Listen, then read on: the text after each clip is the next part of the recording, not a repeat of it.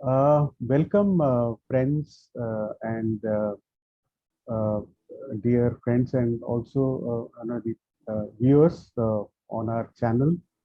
This is our first conversation,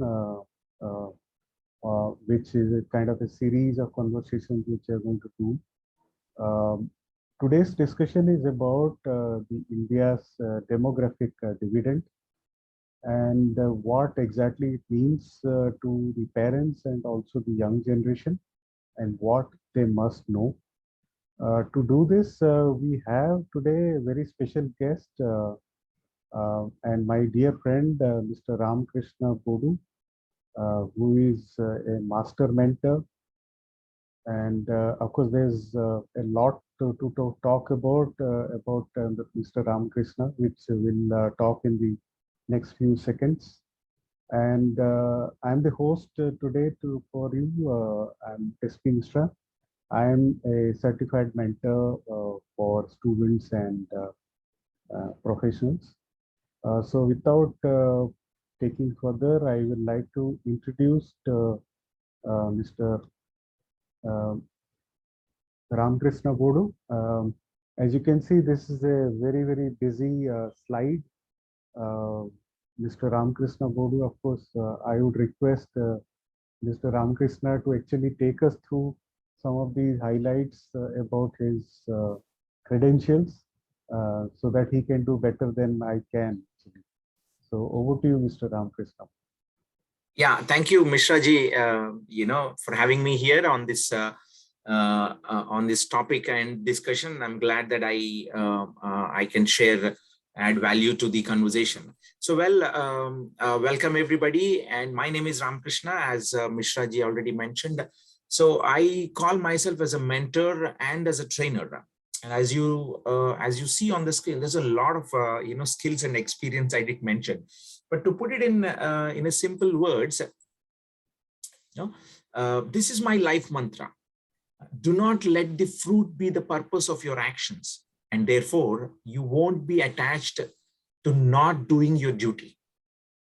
So in other words, enjoy the pleasure of journey more than just the destination. So it's very critical for us to enjoy our career journey or whatever we are doing in our life, not always looking at the outcome, not always looking or focusing only on the outcome. Of course, the outcome is important. Now, towards reaching that outcome, if we don't enjoy the journey, if we don't take pleasure out of the journey, then I think we are actually missing on something there. Okay, for example, everybody wants to become a great person. You want to add value to the context or to the society or to ourselves, but we don't necessarily choose the right path and enjoy the journey. And I proudly claim that I take great pleasure in my journey more than just the destination. So that's a single one better way of introducing myself. And of course, I hold a lot of other credentials. I'm a certified trainer, mentor, from various, credentialing authorities. I'm also an NLP practitioner. I'm on Udemy as an instructor. I'm a YouTuber, whatnot. I've done some, counseling psychology internships. These are all the various skills that make me confident and then, look up to, the career mentoring and counseling as a journey. But before getting into this mentoring or counseling journey formally 4 years ago, I spent close to about 18 years in the field of information technology, working for large companies like MNCs like Tata Group, General Electric, and EA Games. So that's more of a corporate work life. So I back up my career mentoring and counseling experience with a rich work-life experience from information technology. And in the last over 4 years, I have, had an opportunity to reach out to more than 50 schools in India across 11 states. And of course, this is all before COVID, physically, but virtually I do that all through. And I can, proudly say that I've conducted more than 150 career awareness workshop, which has impacted over 10,000 students and their parents. And of course, have a good number of hours of one-to-one, mentoring. It is not that a mass career lecture. It is more of a one-to-one, mentoring. Over 600 hours I've put in so far. And I also had some wonderful opportunities with my associations on training the school leadership, the school principals or the management on the value on setting up the career guidance platforms and whatnot. It's been a wonderful, pleasurable journey all throughout. And as I mentioned, I take great pleasure in my journey more than just the destination. And thank you so much, Mishra ji, for having me here. And I'll turn it over to you and to take this conversation forward. Yeah. So thank you so much, Ramakrishna ji. In fact, I must also add here that I have got into this mentoring practice myself thanks to Mr. Ramakrishna and thanks to Dheya career mentoring company. In fact, the decision to take up this course was quite very much influenced by a conversation, in fact, a long conversation with Mr. Ramakrishna.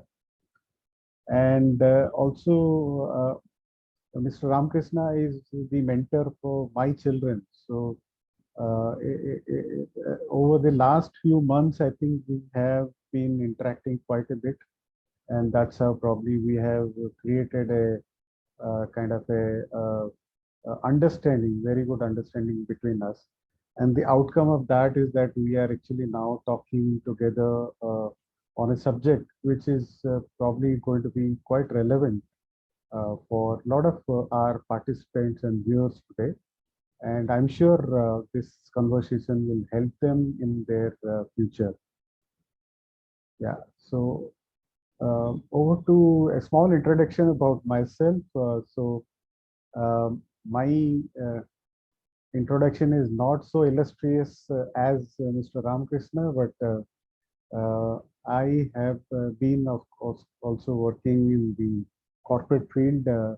I've spent about 22 years with primarily in the construction equipment industry. My last assignment was with JCB as National Sales Head for telehandlers. Currently, I work as an entrepreneur. I'm the managing partner with True Focus. It's an overseas education consulting company. We are based at Hyderabad and Kochi. I also do on my personal level the mentoring for students and professionals. I've just started the journey, but I can very well say that the journey has been worth the investment in terms of time and little effort which I put in. So I'm thoroughly enjoying, as Mr. Ramakrishna mentioned, the process of guiding children, guiding young people, helping your known people is so good. I mean, more than the monetary part, I think what is good is we are able to contribute and be part of this important journey for the future generation. I think that is more satisfying than anything else.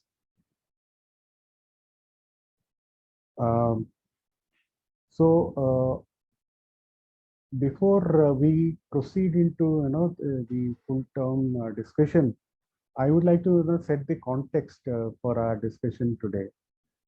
As you can see this slide, this is a very important slide. This is basically talking about India's population in different groups, different age groups, starting from 0 to 4 years, then 5 to 9 years, and 10 to 14, and so on and so forth.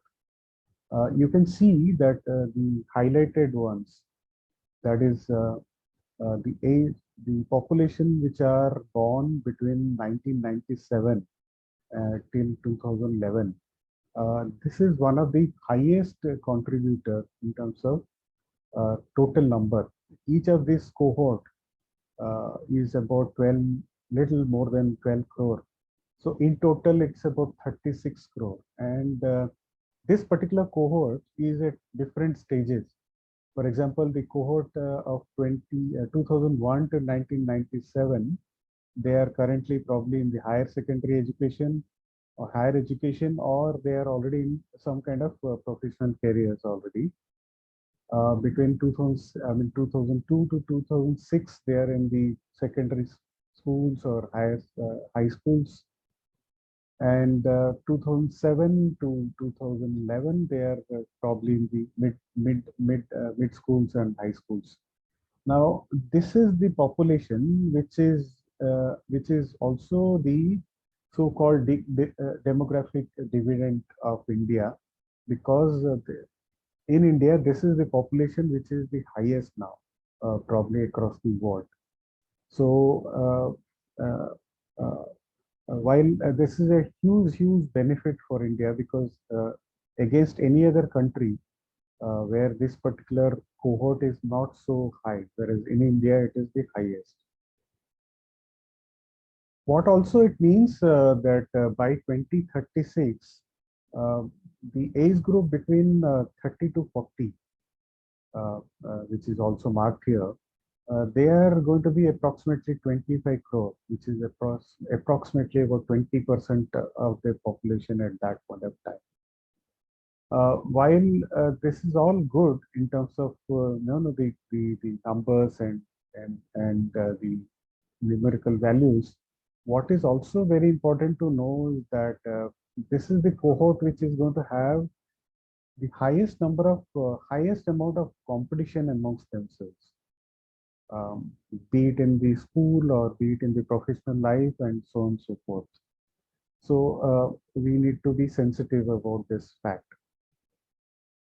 At the same time, if you look at the worldwide population, I mean, this is a graph of 2020.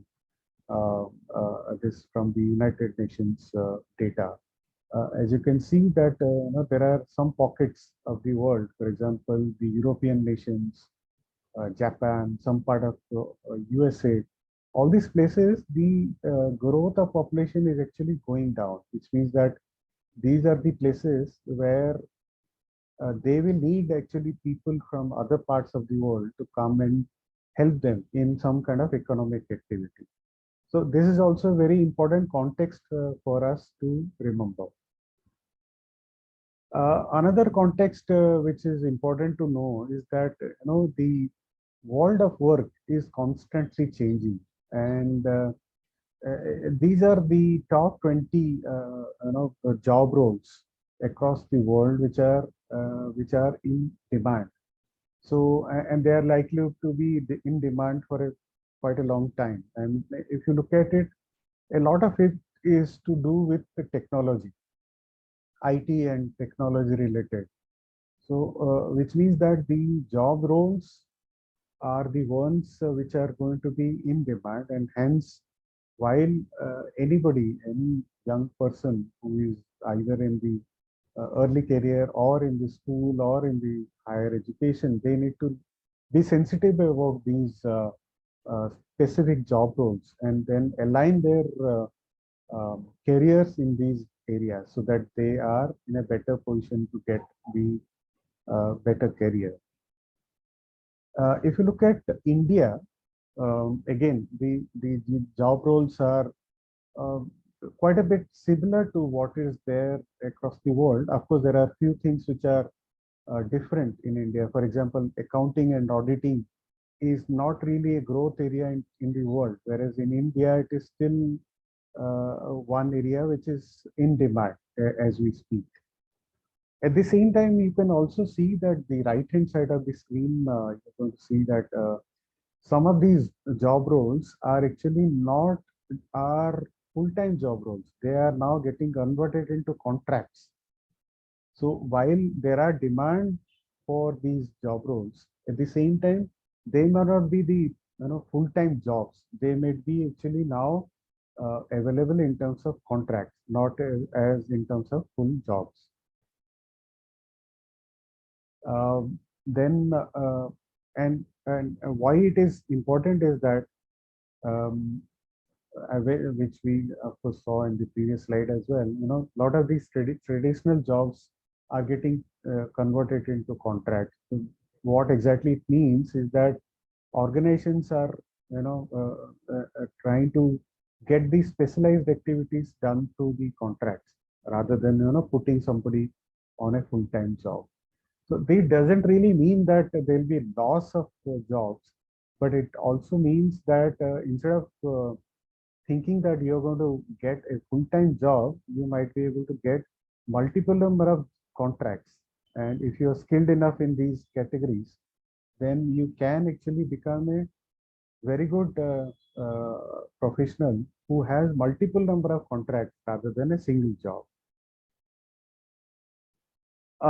If you look at these jobs, I was mentioning earlier also, accounting, for example, auditing, for example, these are the job roles which are actually decreasing in the world. So if you're thinking of taking up a profession in these fields, I think one needs to be very, very careful, because the young children of today, the young population of today of India have to have a global perspective. They should not think only what is required for India, because you are part of the global citizen now. So you have to think from the point of view what is going to work for you from the worldwide perspective also. We talked about automation. I think if you look at this slide, what exactly this means is that almost 50% of all kinds of activities, all types of works will be taken over by automation or computers. And that's not very far. I mean, that's going to happen by the time of, let's say, in next 2-3 years. I mean, by 2025, a lot of activities are going to get converted to be automated. So again, this is again a very important context for somebody who's planning to do a job and take up a profession.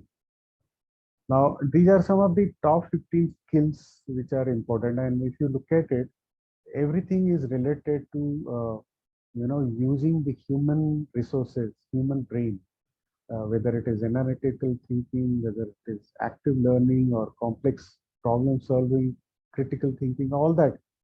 If you look at all these which have been listed here, everything is related to skills which are involved, which are required, where human being is directly required, where these activities cannot be easily automated. So these are the skills which are going to be very, very important for your future. Yeah. So it is important for you to plan in such a manner that your job roles have certain amount of these skills to be used in your job roles. Yeah. So at this point of time, I think we'll bring Mr. Ramakrishna Boddu into the conversation and bring his perspective about our discussion. Yeah, thank you, Mishra ji, for that wonderful insight. And I love the way you structured your, data points on the slides, and it's really, informative. And I hope everybody would enjoy and take, value out of them. And see, so I'll try and put that into a perspective, the context what Mishra ji was trying to add here. See, it is clearly evident. It is clearly evident for the next 25 years. For the next 25 years, India is going to be one of those very few countries, or the only one country, who will have the young working professionals. That age group is going to be huge for the next 25 years or so. So that means if we translate, now the question could be, okay, well, that is a fine. That's a good data point to hover onto. Now, how does it relate from a career context or from a career planning or a career guidance standpoint? That could be the question in each one of our minds. So now the question is, if we don't let our children plan, these youngsters, as you have seen the age groups, if we don't give them an opportunity to plan for their careers, if we don't guide our children, our students, to a right careers, then the advantage of being a younger nation, the demographic dividend would actually turn out to be a disadvantage. And how will that happen? So now let's look at the millennials and above, we call them Generation Z and so on. So they are not only looking for, or they're no longer looking for the quantity of life. Quantity as in, having 2 meals a day, having a house to live in, having a good, amenities and all that. Those are certain, the quantity of like life, if we want to call it, because their parents and, grandparents would have gradually, taken care and addressed all of them. But now these youngsters who are going to get to work, who are going to get into jobs or business or become entrepreneurs, are actually looking out at the quality of life. And the quality of life as in what type of work, what kind of work am I going to do? They're not just looking for work, the quality of that work, how well are, they are treated in their work. Do they enjoy doing the work? Because they're not looking to fulfill their essential needs, a majority of them. They're looking at, a great quality. And it is also predicted by a lot of these, McKinsey's, Forresters, and, the World Economic Forums and all that. Going forward, these youngsters who will come to work in the next 5 to 10 years time, they're not going to stick to only one career or one job specifically. They're going to experiment their career with multiple roles, with multiple jobs or multiple careers, you may want to call it. In a way, it is predicted as they're going to work in 4 to 5 different careers in a span of 30 to 40 years of their active work life. That's how it is being predicted. So the point here is, we as adults, as counselors, as mentors, as parents, most importantly, we should help our children, our students, guide them, help them navigate through their journey. And as Mishra ji also brought up an important point with facts, that the world of work is changing pretty dynamic. It's pretty dynamic. It's changing at a very fast pace. So what does it mean? The job, what we think is existing today, is no longer going to be relevant in the next 1-2 years to come in. If we are not aware of it, and if we are still guiding our children to pick up that kind of a role, then that means we are not doing justice in giving a right guidance for our children. And the technology is actually changing at a pace. Every day we go to bed listening to a technology evolving, and every day we wake up listening to a job that's fading away, or a technology that is fading away. You name anything in any sector, this is happening. So it is very important foundationally give guidance to our children, and it is highly important to give them the right guidance. Now, when I say guidance, career guidance, it is not just about what stream to choose, which college to join. It should not be limited only to that extent.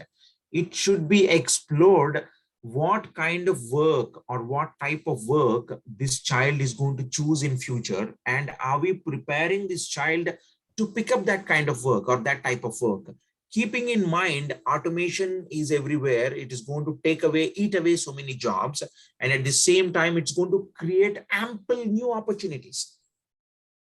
And Mishra ji also brought up a point of the required skills, and they are also called as the 21st century skills.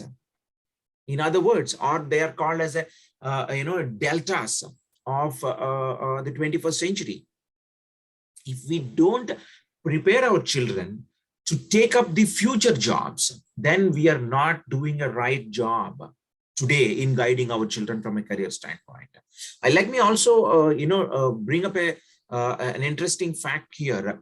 Dell Technologies has done an extensive, research and survey, and they've come up with, analysis. In nutshell, what it says, the careers which we are going to witness in 2030. Now we are in 2022. We just got into 2022. So the careers which we are going to witness in 2030, more than 85% of them have not been invented yet.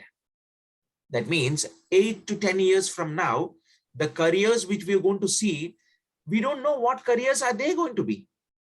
So that means we are preparing our children for the future, which we don't know how it looks like.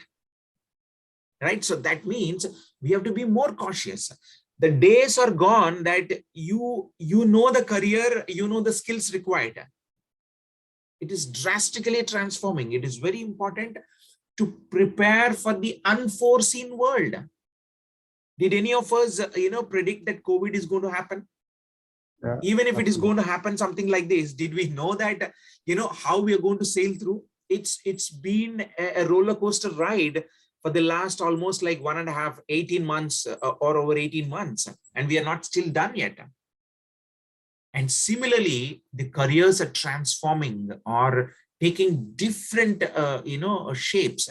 So we got to prepare our children. So going back to the context of our discussion today, the demographic dividend.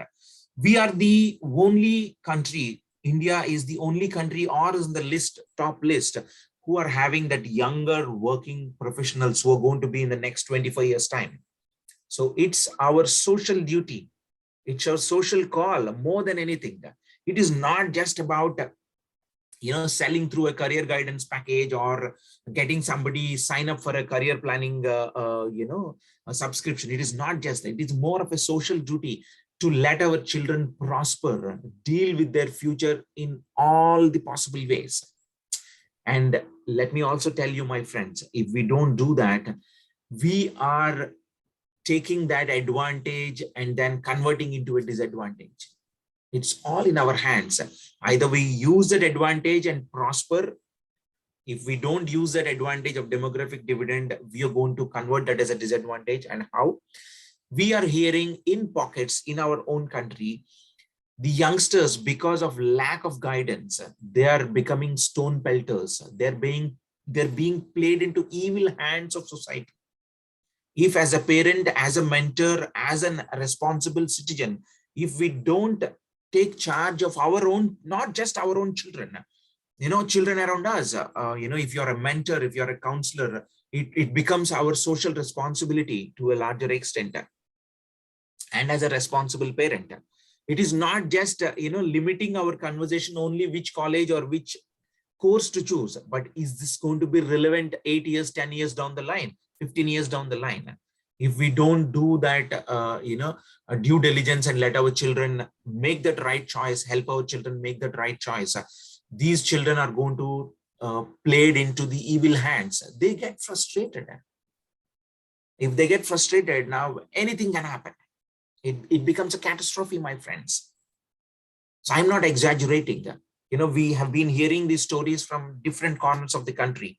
I don't want to bring up, any specific area, and don't sound it as a biased conversation, but yet this is going to be very crucial. We all know, what is that, the challenges. So the call of action is either you use that advantage and then let our children, younger generation prosper and continue to be bright for the next 25, 30 years. Otherwise, this is going to become a catastrophe. So the choice is ours as mentors, counselors, as parents, as school educators, as teachers. It's all in our hands.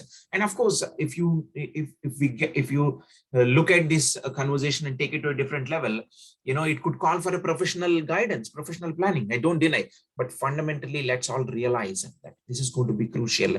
And career guidance and career planning is no longer a luxury, is no longer a good to have. This is a must to have. We are actually running behind, believe me. So the choice is ours.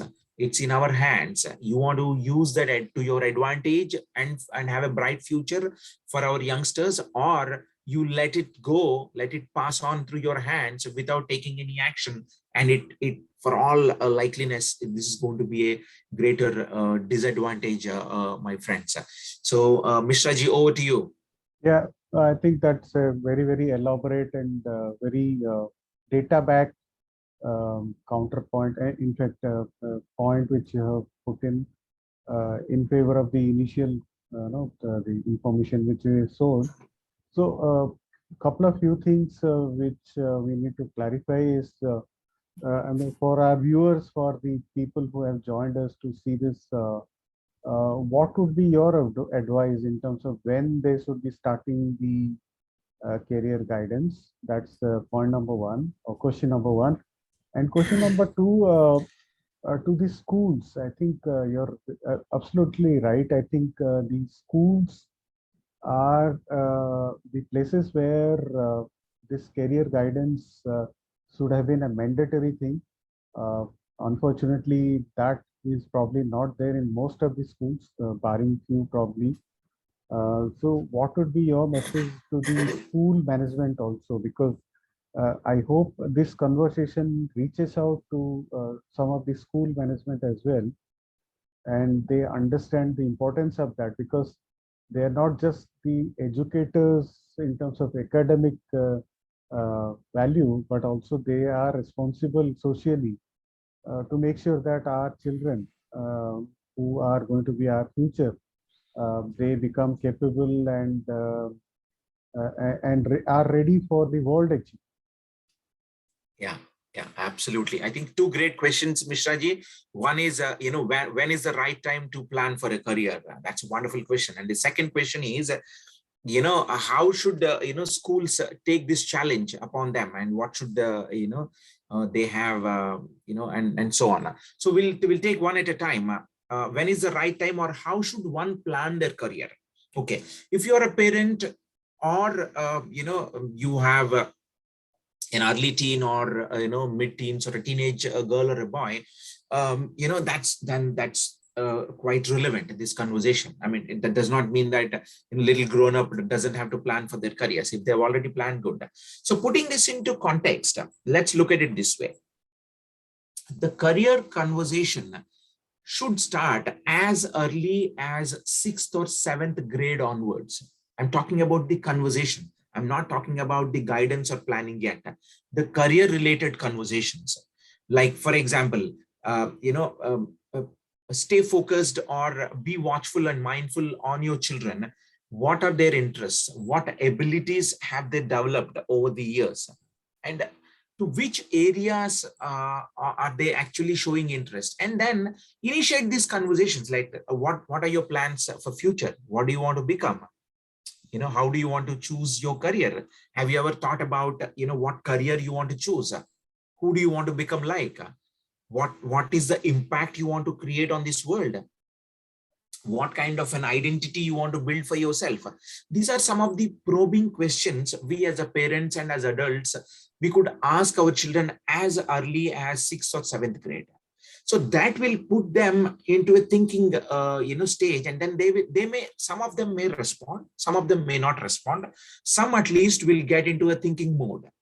So that's the trigger point. We could get that as early as 6th or 7th grade. Now, as the child reaches to 8th or 9th grade, it should be kind of an exploration largely. It could start, exploration could start earlier also, but 8th, 9th grade, they should explore at least a handful of them. Every month, like, they attend the school classes. Every month, let them explore about 4 or 5 careers or 10 careers. How do I become a commercial pilot? What it takes to become a commercial pilot? What it takes to become an astronomer? What it takes to earn an Olympic gold medal for my country? What it takes to earn a Padma Shri award, in literature? Or what it takes to, become an ethical hacker? What it takes to become a reptile breeder? What it takes to become a cardiovascular surgeon? It could be anything under under that umbrella. So let them explore all that possibilities, and by then they would have developed certain interests, strong inclinations, 8th or 9th grade. So this is when they would have the career conversation would have started in 6th or 7th grade onwards. Probing questions. Let them think about, explore. 8th grade can be more of an exploratory. As they come towards the end of 9th grade, this is the right time to put that into right context, because they're coming close to that higher education, and it is essential for them to make that path clear. It cannot be ever exploring. It has to be channelized, say about by end of 9th grade, because as they come to the 10th grade, be it any board, CBSE, state syllabus, or ICSE, IB, whatever that board is going to be, they're going to give those, the path specialization subject choice will start at that point. So if they have to choose the subject selection, they can choose only if they know what career they're going to get into, what academic path is appropriate for that. So going back, 6th, 7th, probing questions, exploratory, 8th grade, all exploratory. As they come to end of 9th grade or early 10th grade, and we have wonderful tools, time-tested tools, the psychometric assessments, the personalities, their abilities, their interests. We can make use of these wonderful tools and give them proper context guidance on what will be appropriate to the child, where will they fit in, or what is that they need to develop in order for them to excel in a specific career. The skills or what personality would suit which career, the world of work, the type of work we are talking about. So as they get to 10th grade, end of 9th grade, this is when, if they can make a path, line of path clear, then that means they are heading in a right direction. They are heading for the success in their future. They are heading for a prosperous careers. They are heading for rewarding careers. Okay, their work life will be happy, satisfied. Now you may be wondering, my son or my student is in 11th grade already. That means did he miss the bus? No, absolutely not. It is not too late, but only thing is it is never later than, ever we call it, right? So even if for 11th grader, we can still put that into context and then channelize for them. Now, 12th grade is little late considerably, but it is not too late, because they would be busy with a lot of board exams or entrance exams and all that. And then there's a lot of hurry and a lot of things are occupied in their mind. But still we could, channelize them. But if somebody has already crossed that 12th grade, 11th grade, and then got into something and still not clear, we call them, it is a kind of an early career, dilemmas. And they also call it as a quarter life, dilemmas, even after completing an undergraduation or completing an MBBS. Because I talk to students in 3rd year engineering or 3rd year MBBS, they say, sir, all that we are good at is clearing entrance examinations, but we still not figured out why did we join this course or what are we going to do in future. That's a most unlikely response, you want to hear, which is not good. A 3rd year MBBS student coming up and telling you that I don't know why did I join MBBS, or I'm not too sure what am I going to do in future. That's kind of a little dangerous to look at. So having said that, it could be an early career. So to put that as a whole, 6th, 7th grade, that means 11, 12 years of age, it should be an exploratory, probing questions. Start that career conversation discussions, because most parents, most adults I come across are of the opinion career discussion will happen only in 12th grade or will happen only after they choose some undergraduate program. That may be true for the older generations. It is no longer true for the younger generations, because we talked about the quality of life. It is not just the quantity of life. The quality of life and the career opportunities are, sky is the only limit. So 11, 12 years, 6th, 7th grade, exploratory, and 8th grade, 13 years of age, a lot of research has to happen, what all careers are available in this world. And as they get into 14 years, 9th grade, end of 14 years, end of 9th grade, that's when, an ideal time for you to put a path, choose a path, depending on your goal. And then it could lead to a little bit of 15 years, 10th grade onwards. And then they take on their, plan. And if somebody is already in 11th or 12th grade, not to worry, we could still put them into context by, talking to them, by conducting some psychometric assessments and all that. And if somebody is already into completed 12th grade, already chosen some undergraduate program, still not clear, we could do some early career planning for them, and then clear off some dilemmas for them, and then take them for the future. That's how we could put it. As early as possible, the better results. The more we delay in the process, the lesser the benefits. The early we realize, the better the benefits. That's how I would put it. So the right time is 9th grade. If every child is clear on the path or the destination, then that is a likely situation for every child and parent to be in. But I know everything cannot be pre-scripted, and there are a lot of dynamic factors in life. Life always throw at us different challenges. Sometimes it doesn't come to our thought, though we know, right? It is quite possible. We know that the right age for career guidance is 9th grade, 14 years. Fine, but sometimes this thought doesn't come to us, though we know about it, right? So it all happens. Life is of a lot of dynamism. We all understand that, but sooner or later. So that is how I would put into context on when is the right time to start the conversation. Of course, we are all here, to help, have those conversations. So that's one part of it, to Mishraji's question on when is the right time to take on. Now, when it comes to, as a school teacher, as a management, or as a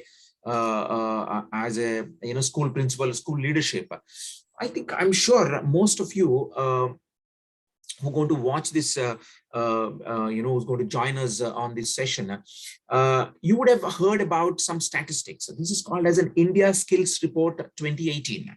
This is a couple of years old. It is clearly called out that more than 95% of schools in India, schools in India do not have access to a formal career guidance platform, or a formal career guidance discussion does not take place. More than 95%. And we are just 4 years from 2018, and the last almost 2 years is all thanks to COVID. And I don't know how many of them really had. We were pushed back to look after only the essential needs, not maybe still somehow socially we still consider that career guidance is a luxury. It is no longer a luxury. It is a must to have. It is not a good to have. So more than 95% of our schools in India do not have access to formal career guidance. That's a very crucial point. And it also called out, India Skills Report, India need more than 14 lakh career counselors to help our children, to help them navigate through their careers. If we have that system in place, then only we are going to take that demographic dividend as an advantage. Otherwise, some of it will be drained out. Some of it will be left to the evil hands. We are responsible as a society. Let's keep that in mind. So if you are a school, leadership or management or a teacher looking at, please pay attention. It is very important to help our children take through these conversations. And I'm not talking about the mass career lectures. You call out a professional, an accounting professional, an army, backgrounded person, or an IT professional, or somebody else to come and give a 1-hour lecture about their work-life experiences. That is good. That is good for a 6th, 7th, 8th grader from an exploratory standpoint. Now, if you're expecting a 12th grader to draw inspiration and choose accounting as a career, you having a reputed chartered accountant come to your school and give a lecture about accounting as a career. Believe me, accounting is a career which is fading away at a very fast pace, which is one of the most prone. Though the statistics are shown, it still has demand in India, but look at outside India, it's all fading away. Machines are taking over. So likewise, the relevance plays a very important role. It is good to conduct the career lectures, but that's not sufficient. It is important to have a one-on-one conversation with every student. And I'm sure the school, leadership and then, management would appreciate the new education policy has actually called out certain things, making, mandatory career guidance as a discussion point in schools, which many countries outside India have been doing it. So that becomes very crucial.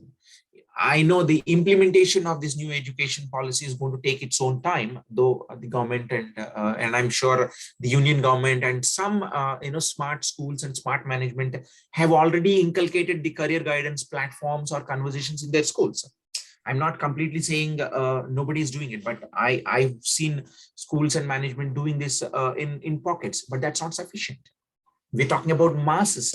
We're talking about 25% of our population in the next 25 years, more than 20 crore. So that's a mass population to cater to. So starting that conversation as early as possible, setting up that formal platform either through government or through non-government or whatever that opportunity is available to the best, that's going to be very crucial. Please appreciate the fact that career guidance is not a good to have, it is a must to have. So that's how I would appeal to all the viewers from a school fraternities to pay attention to. And in that last 1.5 to 2 years, I have had this wonderful opportunity at least to talk to close to about 700 to 800 school leadership or teachers and all in various platforms. So that's a wonderful conversations we have had, training opportunities and all I've been given. So it's very important. The point is very clear. Start those conversations, make sure that either formally or informally, in some form or the other, the career guidance platform is available and accessible to all the students starting as early as 6th or 7th grade onwards. Rather waiting for it to take place formally from government, though there are initiatives from government. I'm not denying the fact. But I think, like I said, it is more, it's a must to have, not a good to have. Let's not wait for somebody to rescue us. Let's take initiative on our own. So that's how I would, summarize, Mishra ji, on to your two questions. I know it's an elaborative, response. I always prefer to. Yeah. So, but I think it makes sense. Yeah, absolutely. It made sense. In fact, for some of our viewers who could be parents, who could be teachers, who could be other people watching us live here, there are two facts which Mr. Ramkrishna mentioned. One is we need to start early because the audience is quite large to address. And to address this, you need people like us, people like me and Mr. Ramkrishna, who are in the profession of now mentoring students. We need more such people like us. He mentioned about some 14 lakh people are required across India. So some of you as parents who are in the midlife, mid-career, and who are looking at possible opportunity in terms of changing your profession or looking at a different profession, I think can explore this as a professional career. Okay, it may not be remunerative as big as a MNC corporate life, but the amount of satisfaction what you can get by getting involved in the process of making our future brighter for our Indian children. I think that's a huge task in hand, and you can actually be part of this, which is so important. In fact, the reason why I mentioned about midlife, because I know that because the jobs are changing so rapidly, the job roles are changing so rapidly, there's a possibility that a lot of the viewers who are in that mid-career might be looking at this, looking at some other opportunity in terms of new profession. So, which is why I think this is a good context to bring in. And would you like to add anything here, Mr. Ramkrishna? I think that's a wonderful point. That's a wonderful point, Mishra ji.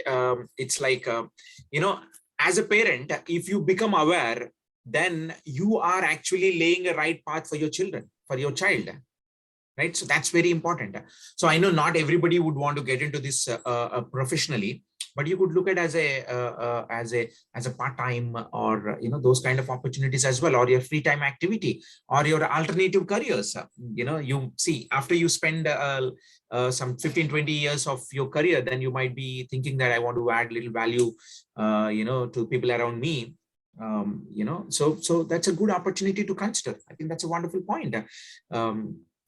As I go back to my point, that 14 lakh career counselors in India we need. Probably in the last, ever since this was predicted, I think there is only, there are many organizations who are trying to fill in that gap, but it's a huge, potential. I think in That's, I terms think, of both in terms of quality as well as quantity. I think quantity is a big task. At the same time, yeah. also the quality is also equally important, because we just need also good people who can come into this profession and really guide the future for India. Yeah, absolutely. I think that's a wonderful, I think we had these wonderful questions of the context, and thanks for bringing in that context of, with beautiful data points and asking those right questions. And I'm sure our viewers would enjoy and get value out of this conversation.